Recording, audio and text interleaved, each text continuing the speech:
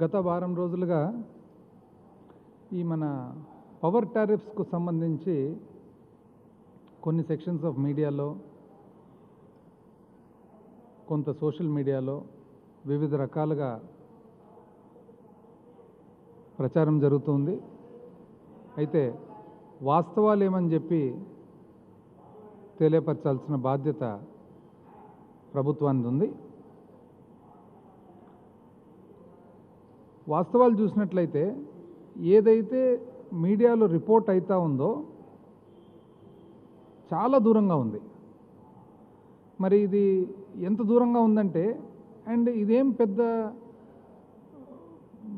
ఆలోచన చేసి దాన్ని ఏదో ఒక అనలైజ్ చేయాల్సినంత అవసరం కూడా లేదు. వెరీ క్లియర్గా ఏదైతే లిటరేచర్ ఉందో ఆ లిటరేచర్ చదివితే, ఆర్డర్స్ చదివితే ఈ టారిఫ్స్ గురించి కంప్లీట్గా కామన్ మ్యాన్కి కూడా, ఒక సామాన్య మానవునికి కూడా అర్థమైపోతుంది.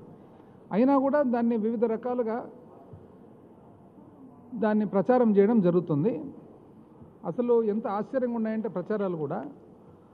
ఇది చూడండి, 15/5 ఈనాడు, బిల్లు చూస్తే తిరిగేను కళ్ళు అని చెప్పేసి పక్కన బిల్లు చూస్తే తిరిగేను కళ్ళు ఈ టైప్లో. అసలు దాంట్లో ఉండే సబ్జెక్టుకు, పైన హెడ్లైన్స్కు ఎటువంటి సంబంధమే లేదు. ఏముంది దాంట్లో? ప్రస్తుతము 2021 ఆర్థిక సంవత్సరంలో రాష్ట్ర విద్యుత్ రెగ్యులేటరీ కమిషన్ నిర్దేశించిన విద్యుత్ ఛార్జీలు ఇలా అని చెప్పేసి గ్రూప్ ఏ, గ్రూప్ బి ఇవన్నీ ఇస్తున్నారు. ఈ మొత్తం టేబుల్ చూసినట్లయితే సి కేటగిరీలో 500 యూనిట్లు దాటిన దానికి తప్ప వేరే ఎక్కడైనా కానీ మార్పు ఉందా అసలు అని. పాతదానికి ఇప్పటికీ సి కేటగిరీలో 500 యూనిట్లు దాటితే, అంటే that is highest level of consumption, that is a rich man's consumption. అంటే ఎప్పుడు 500 యూనిట్లు దాటేదానికి ఏకైక పరిస్థితి ఒక 2 కానీ 3 కానీ ఏసీలు నడుస్తే తప్ప 500 దాటలేం. అది కూడా ఒక ఏసీ కూడా కాదు, 2-3 ఏసీలు నడుస్తే తప్ప. కానీ బిల్లు చూస్తే తిరిగేను కళ్ళు.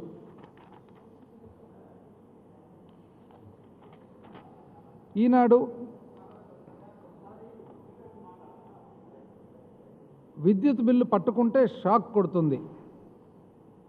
అధికార ప్రతినిధి బోండా ఉమామేశ్వరరావు గారు. ఎక్కడ షాక్ కొట్టిందో అర్థం కావడంలే. అసలు షాక్ కొట్టేదానికి అవకాశమే లేదే. పాతదానికి కొట్టడానికి మార్పే లేదు. షాక్ ఈయనకి ఎందుకు కొట్టిందో నాకు అర్థం కావడంలే. అంటే ఈ బిల్లు చూసి షాక్ కొడుతుందో, లేకుంటే పాపం అధికారం లేక అలవాటు అయిపోయి 5 సంవత్సరాలు ఇప్పుడు షాక్ కొడుతుందో కానీ షాక్ అంట.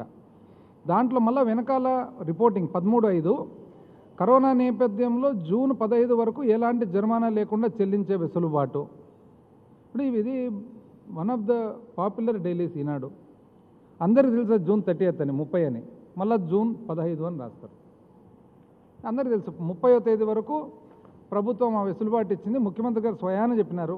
అయినా దాన్ని జూన్ 15th అని రాస్తారు. And this is a popular daily, one of the most popular dailies. Next, current పిడుగు. లాక్డౌన్ వేళ విద్యుత్ బిల్లుల మోత, వినియోగదారులు నెత్తిన బిల్లుల బాంబు. ఎవరైనా చూస్తే కానీ ఇదేదో ఎక్కడున్న దేశంలో వారు జరుగుతుందేమో అని అనుకోవాలా. బాంబు అంట. సి కేటగిరీకి భారీగా ఛార్జీల పెంపు. ఆంధ్రజ్యోతి 10 మే 2020. కరెంటు పిడుగు. దాంట్లో మళ్ళీ రిపోర్టింగ్లో ఏం రాస్తారంటే, కరోనా వ్యాప్తిని అరికట్టేందుకు లాక్డౌన్ విధించిన నేపథ్యంలో ఏప్రిల్లో మీటర్ రీడింగ్ తీయలేదు. మార్చిలో ఎంత బిల్లు వేస్తే అంత బిల్లును ఏప్రిల్లో కూడా చెల్లించాలని విద్యుత్ సంస్థలు సూచించాయి. ఏప్రిల్ నుంచి కొద్ది మొత్తంలో ఛార్జీలు పెరిగినా అవి వాణిజ్య వినియోగదారులకే తప్ప సామాన్యులు కాదని విద్యుత్ సంస్థలు చెబుతూ వచ్చాయి. యాక్చువల్గా 500 యూనిట్లు దాటి ఎక్కడ లేదే మార్పు. ఎందుకు ఇవన్నీ బాంబు, పిడుగు, ఏదో ఇవన్నీ ఇన్ని వర్డ్స్ వాడుతున్నారు, మాకు అర్థం కావడం లేదు. తర్వాత సి కేటగిరీకి పాత కొత్త ఛార్జీలు ఇలా ప్రతి యూనిట్కు అని చెప్పి రాస్తారనమాట. ఏమని రాస్తారు? 0 నుంచి 100 వరకు, అంటే ఇది పాత ఛార్జీ. 0 నుంచి 100 వరకు ₹2.60, 100 నుంచి 200 వరకు ₹3.60, 200 నుంచి 300 యూనిట్ల వరకు ₹6.90, 300 దాటితే ₹7.75. కొత్త ఛార్జీ 0 నుంచి 50 వరకు ₹2.60, 50 నుంచి 100 వరకు ₹3.30, 100 నుంచి 200 వరకు ₹5.40, 200 నుంచి 300 వరకు ₹7.10, 300 నుంచి 400 వరకు ₹7.95, 400 నుంచి 500కి ₹8. ఎంత రాంగ్ రిపోర్టింగ్ చేస్తారంటే యాక్చువల్గా ఎంత ఉన్నాయి అవి యాక్చువల్ ఛార్జెస్?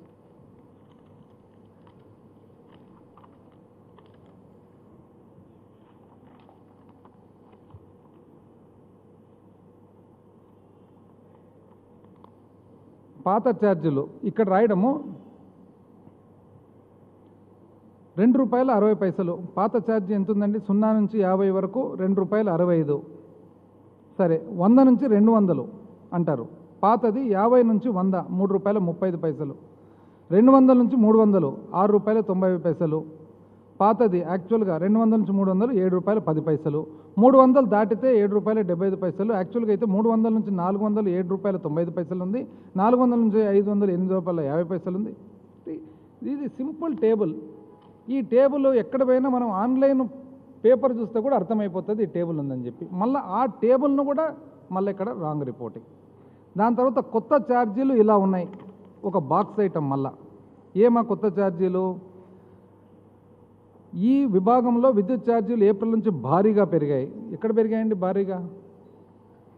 సి కేటగిరీ వినియోగదారులకు పోయిన మార్చి వరకు 300 యూనిట్లకు పైన ఎంత వాడినా యూనిట్ ఛార్జీలు ₹7.75. కరెక్టేనా అండి ఇది? యాక్చువల్గా ఎంత ఉన్నింది? 300 దాటితే 400 వరకు ₹7.95, 400 నుంచి 500 వరకు ₹8.50, 500 దాటితే ₹9.05. రిపోర్టింగ్ చూడండి ఎట్లుందో.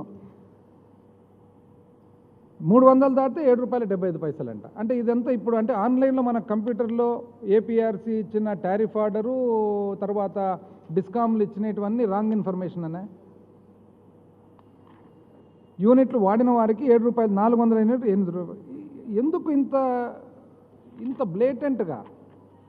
అసలు సింపుల్గా మనకు అర్థమయ్యే మాదిరి పబ్లిక్ డొమైన్లో అవైలబుల్గా ఉండే ఇన్ఫర్మేషన్ కూడా ఎందుకు కానీ ఇంత రాంగ్ ఇన్ఫర్మేషన్? దానికి మళ్ళీ పిడుగు, బాంబు ఇట్లాంటివన్నీ మళ్ళీ దానికి. పోనీ ఒకరన్నా కనీసం పాపము ఉన్న రెస్పాన్సిబుల్ పీపుల్లో ఇది కరెక్ట్గా ఉంది. 14 మే వార్త ఏమని? వినియోగదారులు ఎవరు ఎలాంటి అవాస్తవాల ప్రచారాలు నమ్మవద్దని తమకు అందుబాటులో ఉన్న అధికారులను సంప్రదించి నిర్ధారించుకోవాలని విజ్ఞప్తి చేశారు. ఎవరు? మన శ్రీకాంత్ గారు.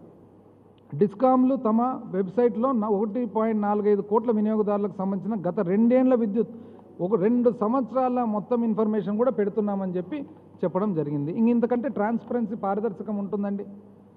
వినియోగదారుల శ్రేయస్సు పరమావధి అని ఆయన స్పష్టం చేశారు.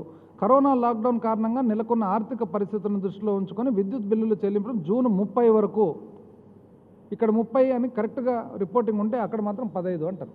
అంటే పబ్లిక్ ఎంత కన్ఫ్యూజ్ కావాలి రాంగ్ రిపోర్టింగ్ వలన? పోనీ అదేమన్నా సైంటిఫిక్ లాంగ్వేజ్ అర్థం చేసుకునేదానికి? Simple language.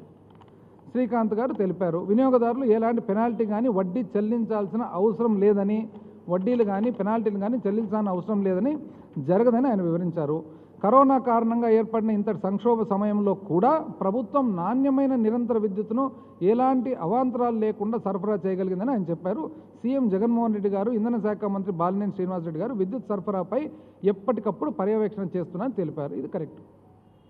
2 నెలల్లో జరిగిన వినియోగానికి 2 సగాలుగా విభజించి, అంటే అదేదో 2 కలిపి చేసినారు, దానివల్ల టారిఫ్ అంటే వెరీ క్లియర్గా చెప్తున్నారు. అది 2 సగాలుగా విభజించే వేయడం జరిగిందని చెప్పి అది మళ్ళీ డీటెయిల్గా నేను చెప్తాను. 2019-20 టారిఫ్ కేటగిరీ వర్తింపచేశామని మార్చి నెలకు, అలాగే ఏప్రిల్ వినియోగానికి 2020-21 నూతన టారిఫ్, అంటే మార్చు పాత టారిఫే వచ్చింది, ఏప్రిల్ మాత్రం కొత్త టారిఫ్ వచ్చిందని చెప్పి వెరీ క్లియర్గా క్లారిటీతో చెప్తున్నారు. 75 యూనిట్ల లోపు అయితే ఏ కేటగిరీ, 225 యూనిట్లు అయితే బి కేటగిరీ, 500 యూనిట్ దాటితే సి కేటగిరీ. ఇది క్లియర్గా చెప్తున్నారు. నెక్స్ట్, ఇది ఇలా ఉండగా యాక్చువల్గా ఫ్యాక్ట్స్ ఆఫ్ ద కేసు ఏమి ఒరిజినల్గా విత్ ఎగ్జాంపుల్స్ చూద్దాం, ఉదాహరణలతో పాటు చూద్దాం. ఒక పర్టికులర్ కేసు, ఎవరా కేసు అంటే ఇది సోషల్ మీడియాలో కూడా చాలా విపరీతంగా సర్క్యులేట్ అయిన కేసు. తులిమిల్ల వెంకట్ ఆఫ్ గొల్లపూడి ఏమైందండి? ఏమని చెప్తున్నారంటే ఫిబ్రవరి నెల 95 యూనిట్లు కాల్చినారు, 318 రూపాయలు బిల్లు వచ్చింది.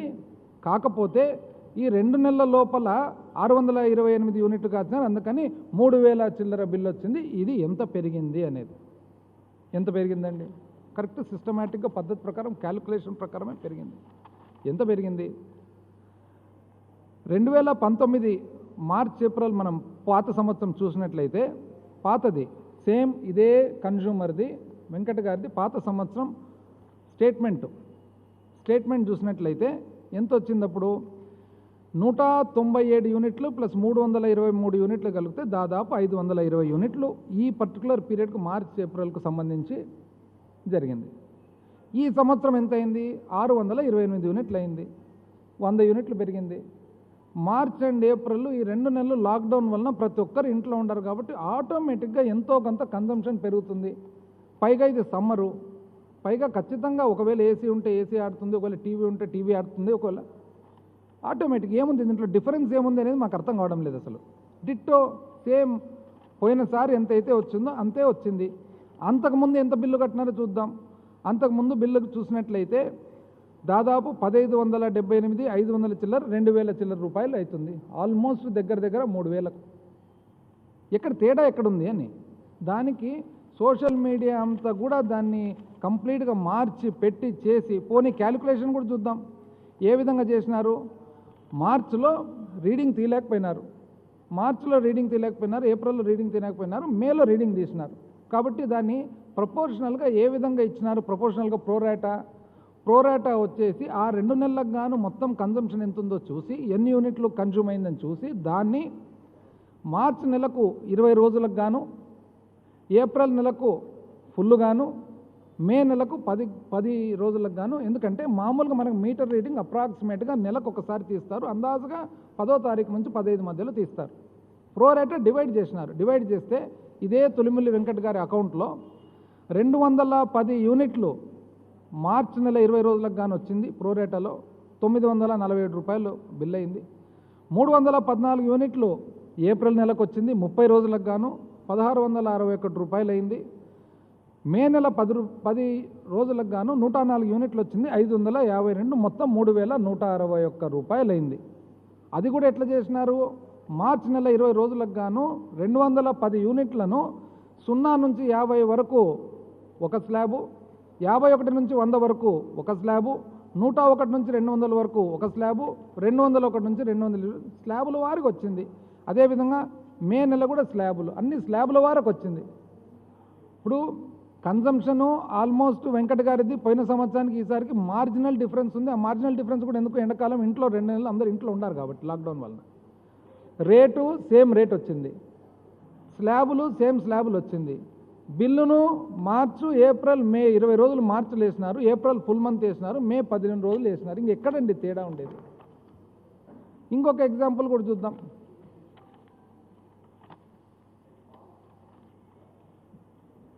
ఇది వచ్చేసి వై మురళీకృష్ణ గుణదాల, ఇది ఒక ఎగ్జాంపుల్. ఇది కూడా సోషల్ మీడియా. ఇది లెక్కేసినాం. పోయిన సంవత్సరము మార్చ్ నుంచి జూన్ వరకు లెక్కేసినాం. మార్చ్, ఏప్రిల్, మే, జూన్ 5 నెలలు లెక్కేసినాం. అంటే ఫిబ్రవరి, మార్చ్, ఏప్రిల్, మే, జూన్ యావరేజ్ రావాలని చెప్పేసి 511 యూనిట్లు మార్చ్ బిల్లు అంటే ఫిబ్రవరి కన్జంప్షను, 983 యూనిట్లు April March consumption, 1022 June April consumption, May April consumption. అట్లా లెక్కేస్తే మొత్తం 511 ప్లస్ 983 ప్లస్ 1022 ప్లస్ 1285 ప్లస్ 1365 లెక్కేస్తే 5 నెలలతో భాగిస్తే 1033 యూనిట్లు కాలింది.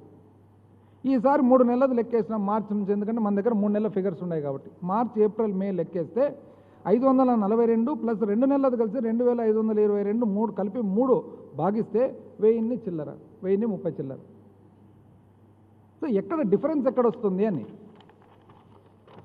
పోనీ ఇంకా మిగతా చోట్ల కూడా ఎట్లా జరుగుతుందని చెప్పి అది కూడా చెక్ చేయడం జరిగింది. రాజమండ్రిలో తీసినాం. రాజమండ్రిలో తీస్తే ఒక ఉదాహరణ 133 యూనిట్లు కాల్చిన మీటర్ ఉదాహరణ తీస్తే మార్చికి 20 రోజులకు గాను 33 ఒక కేటగిరీలో 0 నుంచి 50 కేటగిరీలో 50 నుంచి 75 కేటగిరీలో 11 కాబట్టి 44 యూనిట్లు. ఏప్రిల్ నెలకు 67 యూనిట్లు, మే నెలలో 10 రోజులకు 22 యూనిట్లు స్లాబుల వారీగా ఉంది. అదేవిధంగా రాజమండ్రిలో ఇంకొక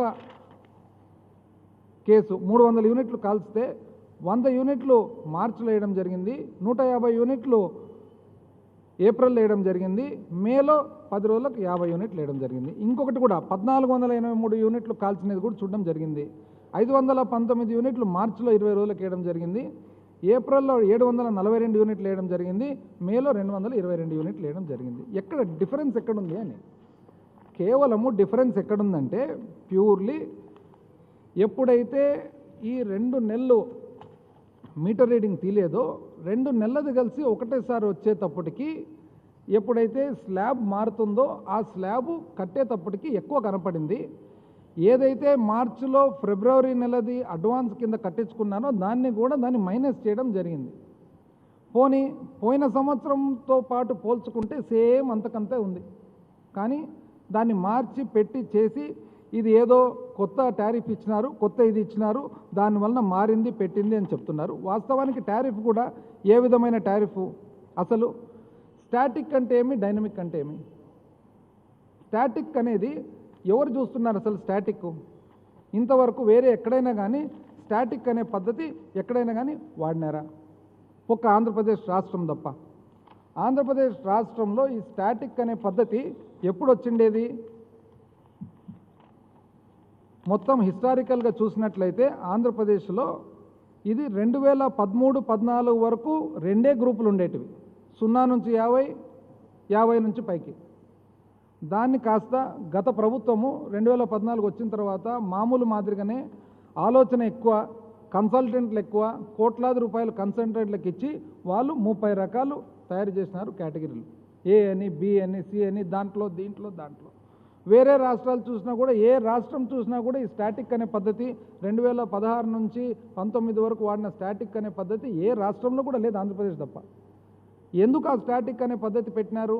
ఎందుకంటే పేరుకు ఎవరికి పెంచకుండా, ఖర్చులు డిస్కామ్లో పెరిగినా, జనరేటింగ్ కంపెనీస్ పెరిగినా కూడా పబ్లిక్ టారిఫ్ పెంచకుండా వేరే కేటగిరీలో పెట్టి ఎక్కువ లాగాల వాళ్ళ నుంచి అనే ఉద్దేశంతో గత ప్రభుత్వం చేసినది స్టాటిక్ పద్ధతి. అంటే ఈ మేధావులు చేసిన స్టాటిక్ పద్ధతి ఎక్కడే కానీ భారతదేశంలో ఫాలో కావడం లేదు. ఇప్పుడు ఈసారి ఏపీఆర్సీకి వచ్చేటప్పటికి ఏమైంది? ఏపీఆర్సీ ఈ సంవత్సరము ఎంతోమంది రిప్రజెంటేషన్స్ తీసుకున్నారు. ఆ రిప్రజెంటేషన్స్ ఎవరెవరు తీసుకున్నారు? ఇంక్లూడింగ్ ఏవైతే కన్జ్యూమర్ ఫోరమ్స్ ఉన్నారో వాళ్ళవి, ఇంక్లూడింగ్ కమ్యూనిస్టు పార్టీలతో తీసుకొని డైనమిక్ పద్ధతికి అని చెప్పి ఏపీఆర్సీ టారిఫ్ ఆర్డర్లో ఈసారి చెప్పడం జరిగింది. చివరకు కొన్ని ఏపీఆర్సీ టారిఫ్లో మనం చూసినట్లయితే ఎంతోమంది రిప్రజెంటేషన్స్, ఉదాహరణకు కాకర్ల గురుస్వామి నాయుడు, సూర్నేని వారిపల్లి, పాకాల మండలం, చిత్తూరు డిస్ట్రిక్ట్ ఏమన్నాడు? స్టాటిక్ పద్ధతుల్లో సార్ పోయిన సంవత్సరం అంతా కాల్చినది తీసుకొని దాని యావరేజ్ తీసుకొని ఈ సంవత్సరం కేటగిరీ పెడితే ఆ సంవత్సరంలో ఏం కాల్చింటామో, ఎట్లా కాల్చింటామో, ఆ మీటర్ ఎవరు వాడింటారో మాకు ఎట్లా తెలుస్తుంది? ఇది ఏ రోజుకు ఆ రోజు మన వాడకం బట్టి ఉండాలి, కానీ పోయిన సంవత్సరం యావరేజ్ తీసుకొని పెడితే, ఉదాహరణకు ఎవరికన్నా కానీ పోయిన సంవత్సరము మామూలుగా మీటర్ ఇంతే కన్జంప్షన్ ఉంటుంది, ఇంట్లో ఒక ఫంక్షనో పెళ్ళో ఉంటుంది, అది ఎప్పుడో జీవితంలో ఒక్కసారి వచ్చేది, దానివల్ల ఎప్పుడైతే పెరుగుతుందో జీవితకాలం అంతా పెరిగిన టారిఫ్ పెట్టాలంటే ఎట్లా తప్పు కదా? ఏ రోజు మనం వాడకం బట్టి ఆ రోజుకు ఉండాలి డైనమిక్ అని చెప్పి చెప్పినారు. నాచుకూరు మునిరత్నం రెడ్డి, గంగుపేట, గానుగానిపేట విలేజ్, చిత్తూరు డిస్ట్రిక్టు ఉదాహరణ. పి సుబ్రహ్మణ్యం యాదవ్, సూర్నేని వారిపల్లి, వాళ్ళు ఏమన్నారు? పోయిన సంవత్సరం వద్దు సార్ దయచేసి, ఇది తప్పు అని చెప్పి. అదేవిధంగా మున్స్వామి నాయుడు, కుందేటి వారిపల్లి, చిత్తూరు డిస్ట్రిక్టు, పోయిన సంవత్సరం ఇది కరెక్ట్ కాదని. అంటే ప్రతి ఒక్కరు కూడా ఏమంటున్నారంటే ఈ పోయిన సంవత్సరం యావరేజ్ తీసుకునే స్టాటిక్ పద్ధతి ఏదైతే ఉందో అది వద్దు సార్ అని చెప్పేసి. మనకు ఎప్పటి నుంచి వచ్చింది ఇది? కేవలం ఈ గ్రూపింగ్ అంతా కూడా 2016-17 నుంచి, అంటే వీళ్ళు 2013-14లో ఏర్పాటు చేసుకున్న తర్వాత ప్రభుత్వం ఒక సంవత్సరం పాటు 3 కాక 4 స్లాబ్లు కూడా పెట్టినారు, 4 కేటగిరీలో పెట్టినారు. ఒక సంవత్సరం తర్వాత మార్చి మళ్ళీ దాన్ని 3 అనవసరమైన 3 కేటగిరీలు చేసి స్టాటిక్ అని పెట్టి మొత్తం ప్రతి ఒక్కరిని కన్ఫ్యూజ్ చేసి పెట్టినారు. ఈరోజు ఆ కన్ఫ్యూజన్ వద్దని చెప్తే ఈరోజు దాన్ని ఒక 2 నెలలు కోవిడ్ను అడ్డం పెట్టుకొని, కోవిడ్ వలన జరిగిన మీటర్ రీడింగ్ లేనందువలన ఒక రీడింగ్ వస్తే ఇంత రాజ్యాంగం చేసి ఎన్ని రకాలుగా బాంబు అని ఒకరు, పిడుగు అని ఒకరు, ఏ బాంబు ఏం పిడుగు. లాస్ట్కు అసలు టారిఫ్స్ చూసినట్లయితే, పాత పద్ధతి చూసినట్లయితే వేరే రాష్ట్రాలతో పోలిస్తే నిజం చెప్పాలంటే ఆంధ్రప్రదేశ్ రాష్ట్రము లోవర్ సెక్షన్ 200 యూనిట్ల కంటే తక్కువ కన్జంప్షన్ ఉండే కన్జ్యూమర్స్కు ఆంధ్రప్రదేశ్ రాష్ట్రం భారతదేశంలో వన్ ఆఫ్ ద అన్నిటికంటే తక్కువ ఉంది. దాదాపు తక్కువ ఉండే రాష్ట్రాల్లో ఒకటి. ఆంధ్రప్రదేశ్ రాష్ట్రంలో ఎప్పుడు టారిఫ్స్ పెరిగినాయి? ఓన్లీ హయ్యర్ కన్జంప్షన్ 200-250 యూనిట్లు దాటిన తర్వాత మాత్రమే ఉంది. ఈరోజు చూసినట్లయితే 0 నుంచి 50 యూనిట్లు వాడకం చూస్తే ఆంధ్రప్రదేశ్ రాష్ట్రంలో ₹45 ఉంటే తమిళనాడులో ₹2.50, కర్ణాటకలో ₹3.75, గుజరాత్లో ₹3 చిల్లర, రాజస్థాన్లో ₹3 చిల్లర, మహారాష్ట్రలో ₹4 చిల్లర. ఓన్లీ ఆంధ్రప్రదేశ్ ఎక్కడుంది? 200-250 యూనిట్లు దాటితే అంటే రిచర్ కన్జ్యూమర్కి వచ్చేటప్పటికి. అండ్ పెంచినది కూడా ఎప్పుడు ఓన్లీ 500 యూనిట్లు దాటిన వాళ్ళకు మాత్రమే అని చెప్పి వెరీ క్లియర్గా మనకు అర్థమవుతూ ఉంది. ఈ పరిస్థితుల్లో మళ్ళీ వీళ్ళు టాల్ క్లెయిమ్స్ ఏమని చెప్తారంటే, అసలు బ్రహ్మాండంగా మా మాదిరి ఎవరు చేయరు, ఇంకా వాళ్ళు మళ్ళీ చెప్పుకోవడం అనమాట. ఏమని? మా మాదిరి ఇంతవరకు ఎవరు కరెంటు డిస్కామ్లను నడపలేరు. చూద్దాం, అది కూడా చూద్దాం ఎట్లా నడిపినారు వీళ్ళు అనేది. 2014 మార్చి 31, 2014 ఒక ఇండికేటర్గా చూసుకుంటే, 2019 మార్చి 31 ఒక ఇండికేటర్గా చూసుకుంటే, అంటే గత ప్రభుత్వము పాలిచ్చిన 5 సంవత్సరాలు, 31 డిసెంబరు అంటే మార్చి నుంచి కొత్త ప్రభుత్వం వచ్చిన తర్వాత ఒక ఇండికేటర్గా చూసుకుంటే డిఫరెన్స్ ఒకటి చెప్తాను. పవర్ పర్చేజ్ డ్యూస్ అంటే మనము విద్యుత్ కొన్న తర్వాత మనము కంపెనీలకు కట్టాల్సిన డ్యూస్ ఎంత ఉన్నాయండి? 2014 మార్చు అంటే గత తెలుగుదేశం ప్రభుత్వం వచ్చేటప్పటికి 4,900 కోట్లు ఉన్నింది. వాళ్ళు దిగిపోయేటప్పటికి ఎంత అండి చేసిండేది? దాన్ని డ్యూ అంటే కట్టాల్సినది ఎంత చేసిండేది? 20,100 అంటే 5 అంతలు కట్టవలసినది పెంచినారు. కానీ బ్రహ్మాండంగా మా మాదిరి అసలు మా మేధస్సు ఎవరికి లేదు, మా పరిపాలన ఎవరికి లేదు, విద్యుత్ శక్తి గురించి మాకు తెలిసినది కూడా ఎవరికి లేదు అని అంటారనమాట. డిసెంబర్ 19కి ఈ ప్రభుత్వం ఎంతకు తెచ్చిందండి? 15,000 కోట్లు. అంటే 5,000 కోట్లు కట్టుకుంటూ వచ్చినాం డ్యూస్. సబ్సిడీలు, ప్రభుత్వం ఇవ్వాల్సిన సబ్సిడీలు, డొమెస్టిక్ సబ్సిడీ అయితేనేమి, SC/ST సబ్సిడీ అయితేనేమి, వ్యవసాయానికి సంబంధించిన సబ్సిడీ అయితేనేమి, 2014 మార్చిలో 0 ఉంటే 2019కి 7,172 కోట్లు కట్టవలసి ఉంది డిస్కామ్లకు. 7,100 చిల్లర కోట్లు. ఈ ప్రభుత్వము డిసెంబర్ లోపల ఎంతండి చేసిందంటే, వాస్తవానికి 6 నెలల పరిపాలన, జూన్ నుంచి చూస్తే 6 నెలల పరిపాలన ఎంత చేసిండేది? 3,900కు తగ్గించింది. అంటే ఎంత కట్టినట్లు అప్పుడు? దాదాపు 5,000 కోట్లు కట్టినట్లు. సబ్సిడీలు, పాత సబ్సిడీలు, వాళ్ళ బకాయిలు. బ్రహ్మాండంగా మేము కొన్నాము, మేము తక్కువ కొన్నాము, మాకే తెలుసు అని అంటారు. అది కూడా చూద్దాం ఎంత కొన్నారని. పవర్ పర్చేజ్ కాస్ట్ అంటే విద్యుత్ మనము కొనేది మార్చి 2014లో యూనిట్ ₹4.33 ప్రకారం కొంటే 2019కి వచ్చేటప్పటికి ₹4.33 వాళ్ళు బ్రహ్మాండమైన పరిపాలన చేసి ₹6.07 పెంచినారు.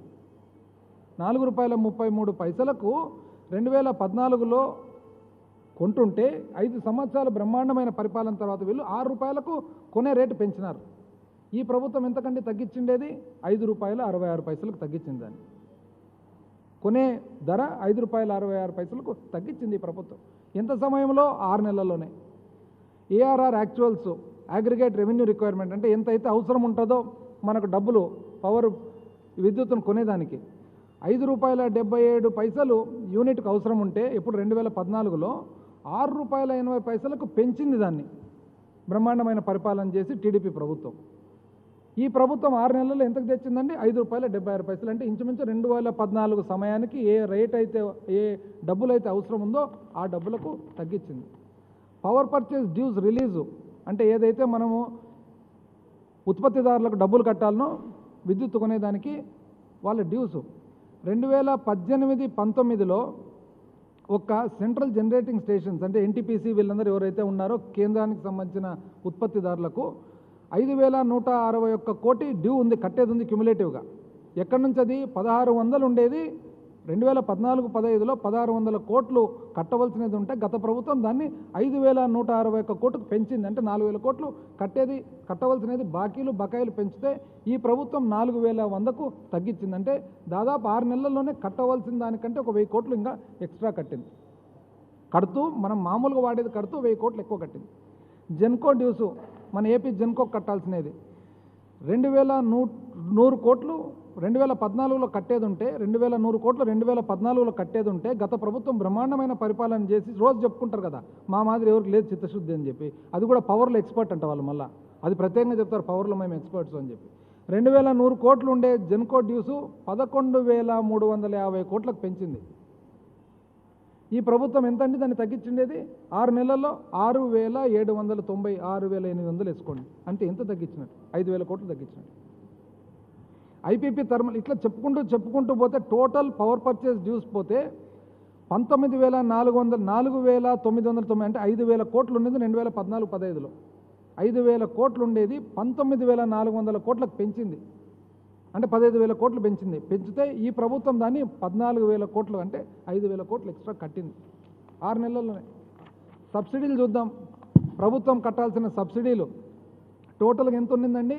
2014-15లో 0 ఉంటే 18-19కి వచ్చేటప్పటికి 7,172, 19-20కి వచ్చేటప్పటికి 10,899 అంటే 11,000 కోట్లు ఇంచుమించు డ్యూ ఉంటే దాదాపు 7,000 కోట్లు ఈ ప్రభుత్వం కట్టి 3,900 కోట్లు ఈరోజు ఇంకా బ్యాలెన్స్ కట్టవలసిన అవసరం ఉంది. ఏ ఇండికేటర్ అయినా చూడండి అసలు, ఎందుకంటే వాళ్ళకి ఊరికి మాట్లాడేది వేరే, ఫిగర్స్తో పాటు రమ్మనంది ముందరికి చూద్దాం. లోన్ అవుట్ స్టాండింగ్ ఎంత ఉందండి?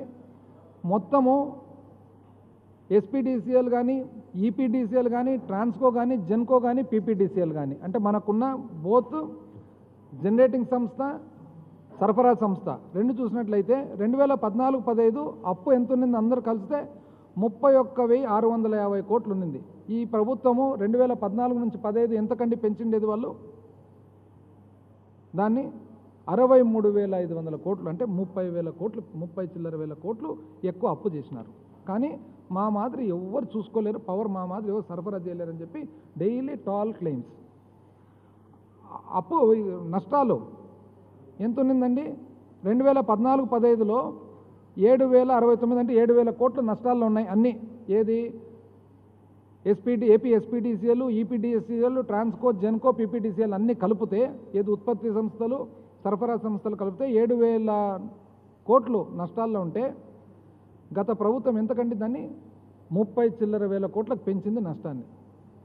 30 చిల్లర వేలకు ఆ నంచాన్ని పెంచింది. కానీ వాళ్ళు చెప్తారు ఈరోజు మా మాదిరి బ్రహ్మాండమైన పరిపాలన ఎవరు చేయలేరని. ఈ ప్రభుత్వం వచ్చిన తర్వాత ఏం చేసింది అనేది కూడా చెప్తాను. ఉదాహరణకు సబ్సిడీలు కట్టేది కాకుండా, బకాయిలు కట్టేది కాకుండా అప్పు కూడా తక్కువ రేటుకు తెచ్చింది. చివరకు ఎక్స్చేంజ్ నుంచి కొంటున్నాం, టెంపరీ కొంటాం. టెంపరీ కొనేది అక్టోబర్, ఒక ఉదాహరణకు అక్టోబర్ 2018 వాళ్ళ ప్రభుత్వంలో చూస్తే ₹6.75 మాదిరిగా యూనిట్ కొనింది ఎక్స్చేంజ్లో నుంచి. 2019 అక్టోబర్ చూస్తే ₹3.40 మాదిరిగా ఈ ప్రభుత్వం కొనింది. అంత తేడా ఉంది. అంత తేడాతో పాటు చివరకు ఇండియన్ ఎక్స్ప్రెస్లో ఎంత బ్యూటిఫుల్ చూడండి ఒక ఆర్టికల్, ఎప్పుడు 22 April, Transco saves 102 crores in 3 weeks by procuring power at ₹2.51. అంటే ఎక్స్చేంజ్లో కొనేది చాలా చిత్తశుద్ధితో జాగ్రత్తగా కొంటూ 100 చిల్లర కోట్లు మిగిలిచ్చింది అనేది కూడా ఈరోజు మనకు తెలుస్తూ ఉంది.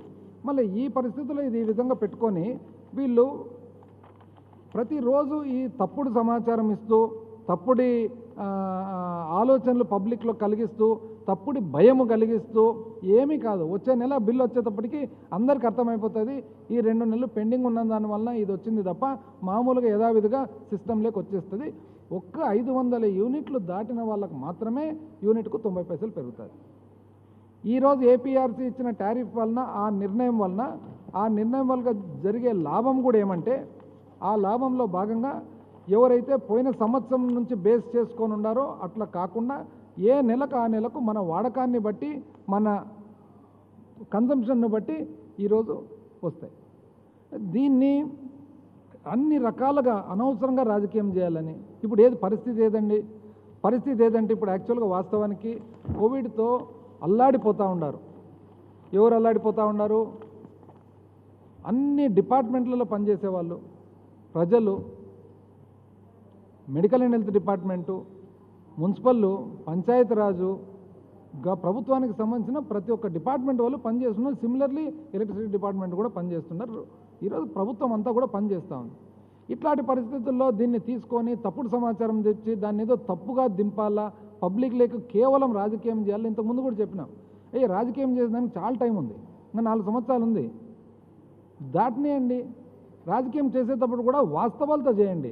అవాస్తవాలు చెప్పి అన్యాయంగా పబ్లిక్ అందరినీ కూడా తప్పుదోవ పట్టించి పబ్లిక్ అందరికి కూడా ఏదో ఒకటి భయం సృష్టించి పరిపాలన మీద, ఎందుకంటే పరిపాలన బ్రహ్మాండంగా సవ్యంగా సాగుతూ ఉంది.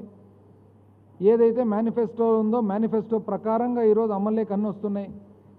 ముఖ్యమంత్రి గారు every day almost all departments on ఒక పీరియాడికల్ బేసిస్ మీద సమీక్షిస్తూ ఒక సిస్టమేటిక్ పరిపాలన వస్తే వీళ్ళకు అర్థం కావడంలే. అర్థం కాక అనవసరంగా ఇటువంటి నిజం చెప్పాలంటే అబద్ధాలు అనే పదం వాడాల్సి వస్తుంది.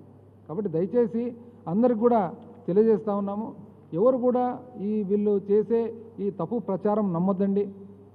నెక్స్ట్ మంత్ నుంచి, వచ్చే నెల నుంచి ఆటోమేటిక్గా ఎప్పుడైతే మన కన్జంప్షన్ వస్తుందో నెలకు పోయిన ఎందుకంటే ఇప్పుడు 2 సంవత్సరాలది ఆన్లైన్ పెట్టమంటున్నాం. 2 సంవత్సరాలు ఆన్లైన్ పెట్టినప్పుడు ప్రతి ఒక్కరు కూడా పోయిన సంవత్సరం మనం ఎంత వాడుకున్నాం, అంతకుముందు ఎంత వాడుకున్నాం అనేది మనకే తెలిసిపోతుంది. ఈరోజు డైనమిక్ సిస్టమ్కు స్టాటిక్ నుంచి డైనమిక్ మార్చినందువలన దాని లాభం ఏమనేది జూన్ జూలైకి అంతా అందరికీ తెలుస్తుంది. జనరల్గా ఏమవుతుందంటే ఎవరైనా కానీ అందరం కూడా సహజంగా మానవులం అందరం కూడా మంచి జరిగినప్పుడు మనం జనరల్గా బయట చెప్పుకోము. కాకపోతే మంచి అనేది నెక్స్ట్ జరుగుతుంది, జరిగినప్పుడు ఆటోమేటిక్గా పబ్లిక్కే తెలుస్తుంది. ఏదంటారు?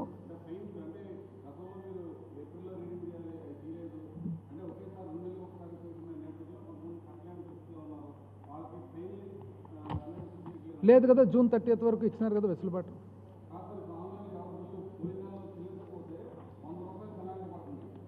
జూన్ 30 వరకు వెసులుబాటు ఇచ్చినారు కదా. ఇప్పుడు అదే కదా, ఇప్పుడు ఈరోజు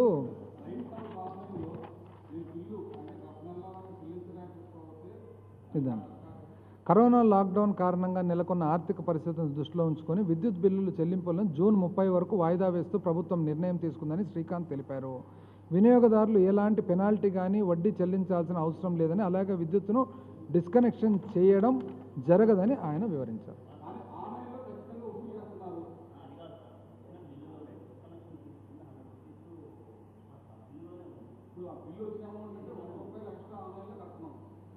అదేమన్నా స్టాండర్డ్ సాఫ్ట్వేర్ ఫార్మాట్లో వచ్చి ఉంటుందేమో, will take care of that. Standard software ఉంటుంది కదా.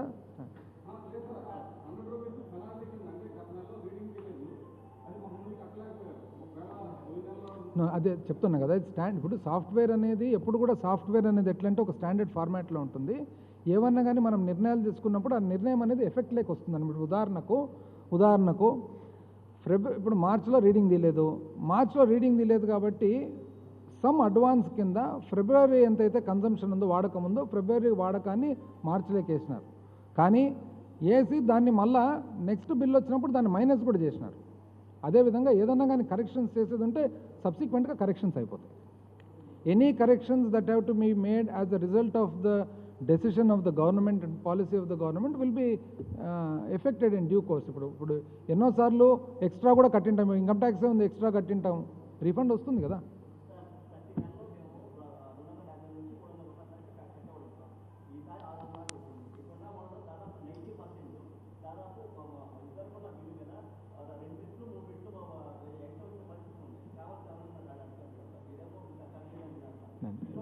నేను చెప్తున్నాను కదా, ఈ స్లాబ్ సిస్టమ్ అనేది మీకు బై నెక్స్ట్ మంత్ మీకే అర్థమైపోతుంది.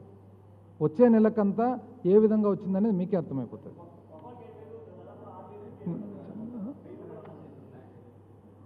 వచ్చే నెలకంతా మీకే అర్థమైపోతుంది. ఎందుకంటే ఇది 2 నెలలు పెండింగ్ ఉన్న దానివలన ప్రతి ఒక్కరికి కూడా, and at the same time మనము 2 నెలలు అందరం కూడా ఇళ్లల్లో ఉన్నాం లాక్డౌన్ వలన. ఆటోమేటిక్ కన్జంప్షన్ పెరుగుతుంది మనమంతా ఇళ్లల్లో ఉన్నప్పుడు. కాబట్టి నెక్స్ట్ మంత్ జూన్కి వచ్చేటప్పటికి మీకే అర్థమవుతుంది. ఇంకా ఈ సబ్జెక్ట్ గురించి అసలు ఎవరు డిస్కషన్ కూడా రాదన్నమాట. మీరే చెప్తారు.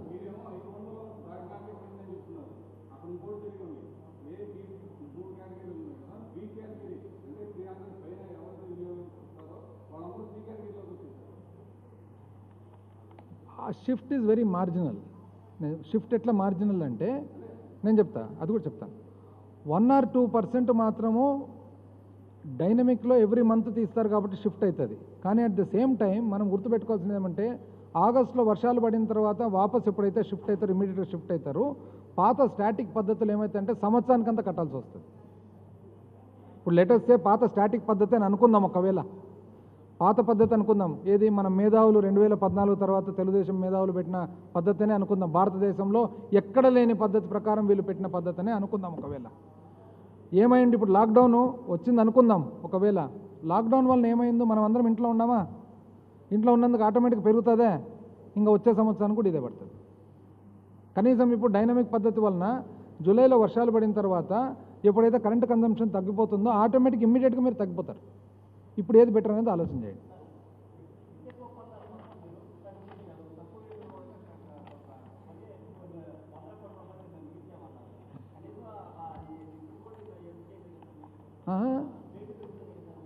ఏది ఇప్పుడు వ్యాపారం చేసేటప్పుడు పాత కంపెనీ బకాయిలు చాలా పెట్టిపోయింది. సో ఇప్పుడు 100-200 మిగిల్చి ఆ 100-200 పాత బకాయిలు కట్టొద్దా? అంతే కదా, వ్యాపారమే కదా. డిస్కామ్ ఇస్ బిజినెస్సే కదా, electricity supply business. Next time పెడతామా?